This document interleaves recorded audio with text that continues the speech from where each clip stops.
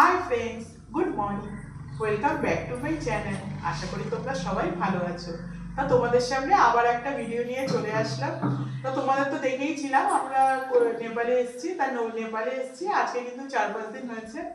তার শরীরটাও ভালো ছিল না, তাই যে আজকে কিন্তু শনিবার, এখানে আমরা একটা মন্দির আছে কাগেশ্বরী মন্দির, ওখানে দর্শন করতে যাবো। তা ভাবলাম চলো তোমাদেরকেও দেখাই মন্দিরটা, তা ভিডিওটা দেখো। তা দেখো দিদির কিন্তু স্নান হয়ে গেছে, দিদি পুজো করছে। এবার আমিও স্নান করে আসি। তা দেখো এই যে স্নান টান করে রেডি হয়ে গেলাম সবাই, এই যে এখন বেরোবো।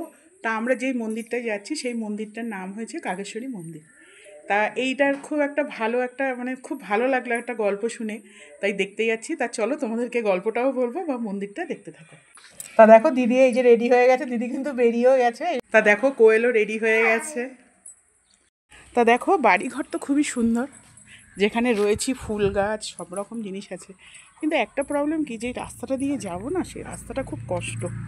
দেখো এই রাস্তা দিয়ে যেতে না, এখন তো ঠিক আছে, যখন নাকি বৃষ্টি হয় না, এই রাস্তাটা দিয়ে দেখো একদম যাওয়া যায় না, এ ঘাস মাস দিয়ে যেতে লাগে। তা দেখো ওই যে পাকা রাস্তাটা, কিন্তু এতটা না, খুব কষ্ট করে যেতে হয়। দেখো এই দেখো আমরা বাস পেয়ে গেছি। আমরা বাসে করে যেই জায়গাটা নামবো সেটা হয়েছে গাগালফেদি বাস পার্ক।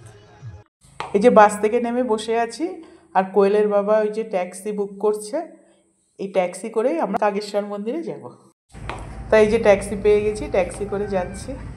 তা জানো তো ট্যাক্সিটা বসলে না আমার ভীষণ বমি হয়। আসলে রাস্তাগুলো এত উঁচু উঁচু না, সেই এই দিকে নিয়ে যাচ্ছে ওই দিকে নিয়ে যাচ্ছে, শরীর তো খারাপ হয়ে যাচ্ছে। তাও ভাবলাম ঠাকুর মন্দির আছে, চলো কোনো রকম করে পৌঁছে যাব। তাই এই যে আমরা কিন্তু অনেকটা উঁচুতে চলে এসেছি। এবার এই সামনে ডালা পাওয়া যাচ্ছে, আমরা এখান থেকে ডালা কিনে নিয়ে আবার গাড়িতে করে আবার যাব। তা দেখো এই যে আবার গাড়িতে বসে গেছি। তারপরে জানো তো এই রাস্তা দিয়ে যে যাচ্ছি, এত ভালো ভালো জিনিস দেখা যাচ্ছে। তার থেকেও বড় কথা, যেটা আমি কোনোদিন দেখিনি, সেটা হয়েছে রুদ্রাক্ষ গাছ।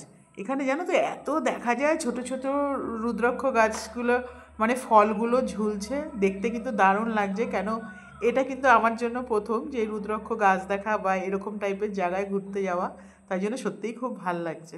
তা দেখো তোমাদেরকে বেশিরভাগ আমি বাইরেটাই দেখাচ্ছি, কারণ এইখান থেকে ভিউ পয়েন্ট শুরু হচ্ছে। তা দেখো আমরা ট্যাক্সি থেকে নেমে গেছি, এর থেকে কিন্তু আর বেশি দূরে গাড়ি যাবে না, তাই এখান থেকেই আমাদের হাঁটা শুরু করতে হবে। এখান থেকে মিনিমাম কিন্তু 15 মিনিটের রাস্তা আছে। আমরা অনেক উঁচুতে উঠে গেছি, দেখো না, পুরো মনে হচ্ছে কাগজ পড়ে আছে ছোট ছোট।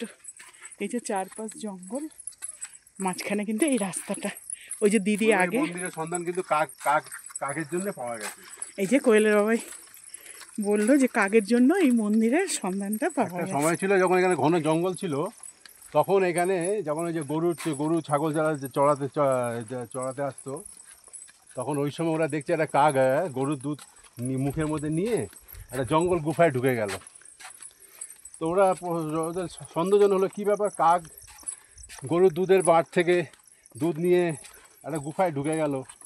তো তারা গিয়ে দেখছে যে ওখানে ভিতরে একটা শিবলিঙ্গ, মহাদেবের শিবলিঙ্গর মধ্যে কাক দেখে দুধ চড়াচ্ছে।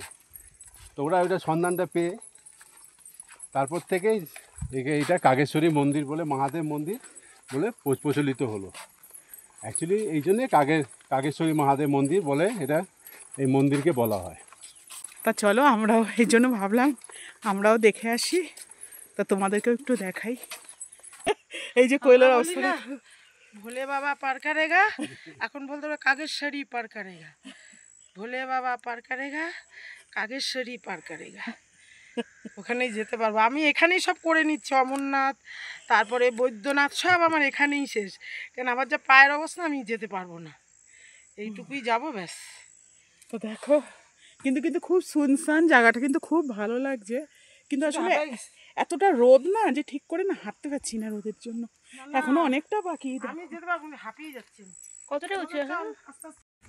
এই দেখো এত রোদের কারণে না আর পারলাম না। এবার এই যে ছাতাটা খুললাম, ওই যে পিছন থেকে লোক আসছে, কিন্তু অনেক কষ্ট জানো তো, এতটা উঁচু, তারপর এত রোদ, লাস্টে গিয়ে এই যে ছাতাটা খুলে এবার একটু আরাম লাগছে।